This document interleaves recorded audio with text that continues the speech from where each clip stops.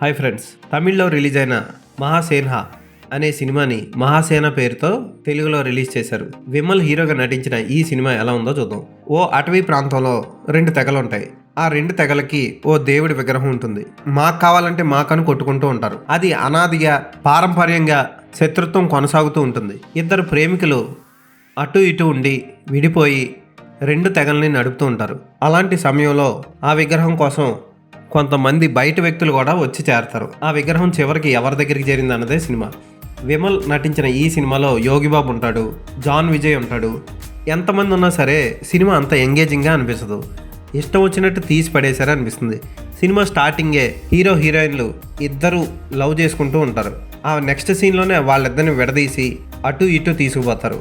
ఇద్దరికి వేరు వేరు పెళ్ళిళ్ళు అవుతాయి. తర్వాత పిల్ల పుట్టడం, ఏనుగు ఎక్కి తిరగడాలు, అవతల వాళ్ళు మనుషుల్ని బలివ్వడాలు ఇవన్నీ జరుగుతూ ఉంటాయి. రొటీన్గా అనిపిస్తాయి కానీ ఎక్కడ సూపర్గా భలే తీసాడరా, ఇది భలే చూపించాడరా అన్న ఫీలింగ్ అయితే కలగదు. పోనీ ఆ విగ్రహం గురించి అన్న దైవశక్తిని ముడేసి ప్రేక్షకులని కనీసం దేవుడికి సంబంధించిన భక్తి భావంలో ఉన్న ముంచెత్తాడంటే అది కూడా లేదు. సినిమా మొత్తానికి ఫోటోగ్రఫీ చాలా బాగుంటుంది.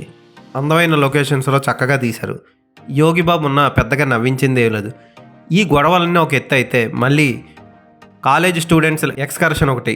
అందులో మళ్ళీ ఈ శాడిస్ట్ ఫారెస్ట్ రేంజర్ ఉన్నాడు కదా, వాడి కూతురు ఆ అమ్మాయికి లవ్ స్టోరీ, ఇలా చిరాకుగా కంగాలిగా తయారయ్యి సినిమా కథ అటు ఇటు సాగకుండా ఇష్టం వచ్చినట్టు వెళ్ళి క్లైమాక్స్ని హడావుడిగా ముగించేస్తారు. మళ్ళీ క్లైమాక్స్లో ఇంకో విలన్ ఎంట్రీ.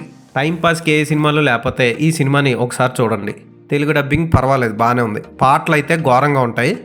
ఇష్టం వచ్చినట్టు రాశారు పాటల్లో తెలుగు లిరిక్స్. ఇదో పెద్ద అడవి గోల.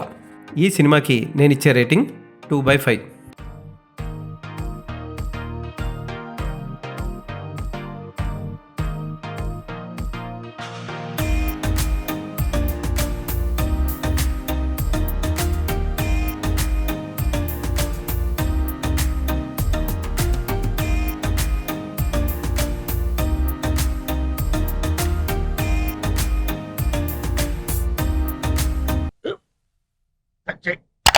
మన స్కూల్ బెంచ్ లాగా ఎంత గట్టిగా ఉందోరా.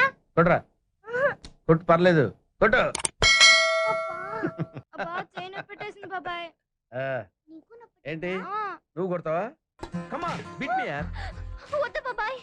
వాడిని నేను కొట్టడం లేదమ్మా, వాడినే నన్ను కొట్టమంటున్నాను. ఆ, నువ్వేం కంగారు పడక్కర్లేదు. అడుగుతావేంటి?